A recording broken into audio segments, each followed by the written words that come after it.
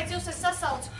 Ir noticis kaut kas absolūti ārkārtējs, un mums ir steidzami jāmeklē kaut kāds risinājums. Situācija, protams, patiešām ir satriecoša. Jūs redzēt, ka Dobeles valsts ģimnāzija ir pārņēmusi šī epidēmija, un šobrīd skolā ir ieviesta karantīna. Jau šī slimība ir pilnībā izplatījusies, un nekas to nespēja apturēt. Man, ziniet, kolēģi, arī manā praksē pilnīgi nebijušas diagnozes. Mūžam, neesam redzējuši Povtunus ZPD vīrusu. Bulgāris, apdievs, tas ir neaustējams vispār. Brezikomus, skolastris. Slimo ne tikai skolēni, bet arī skolotāji, darbinieki, vecāki. Vecāki arī. Tas taču ir Visas sienas nolīmējuši, ak, Dievs. Un visas karstās ziņas uzreiz nonāk Twitterī. Iet pa vadiem ārā. Un Facebookā.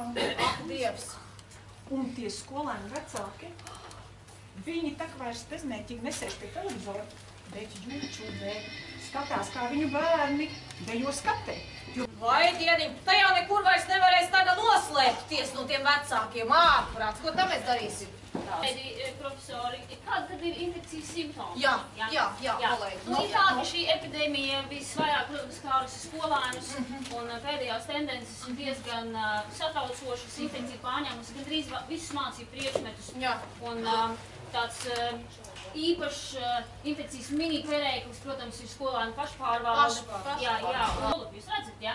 Jā, tas mini-perēklis, ko es minēju pirms tam.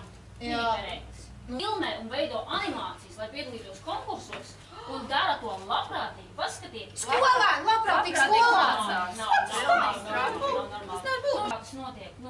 Tas nekī kaut kādā tā valodā, es nekā nesaprotu, vai tas angliski vai? Tā ir kaut kāda svešvaloda. Kaut kāda svešvaloda. Kaut kāda īpatnējā svešvaloda. Nekā nesaprotu. Mājās! Mācīties! Jā. Pilnīgi nebijis gadījums. Bet tās stundas ir aizraujošas. Kā? Man jau tā kā vairāk ar skolotājiem darījuši. Ziniet, es agrāk biju absolūti pārliecināta, ka skolotājus pievērst ticībai par IT attīstību skolā ir absolūti bezcerīgi. Ka viņi labprātīgi pakļauj šo Povtunu, piemēram, ZPD uz vīrusu attīstībai, ietekmēji. Viņi paši gatavo prezentācijas. Paši nebaidās. Skatieties, ko tad viņi te dara? Direktori māca skolotājus. Māca bērni, ko lielos. Tas ir kaut kāds lūks vispār, kur tā pasaulē aizies. Ziniet, kolēģi, es zinu, kā tas sākās. Esot šitā visa jēzga ievārīta jau pirms apmēram vairākiem mēnešiem. Kādreiz apmēram? 4 Dobeles valsts ģimnāzijas skolotāji trešdienās kaut kur mistiski esot nozuduši, un tad atgriezušies atpakaļ. Tādi staigājuši apkārt mirdzošām acīm, redz, spīdīgās pa skolu, tādi pozitīvi uzlādēti, tā kā uz augšu parauti. Šitā infekcija oranžā izplatījusies jau visā skolā. Tā saksne regu vidū sēž mūsu nulles pacients, smaida te pa visu ģīmi. Dobeles valsts ģimnāzijas direktore Inese Diģe.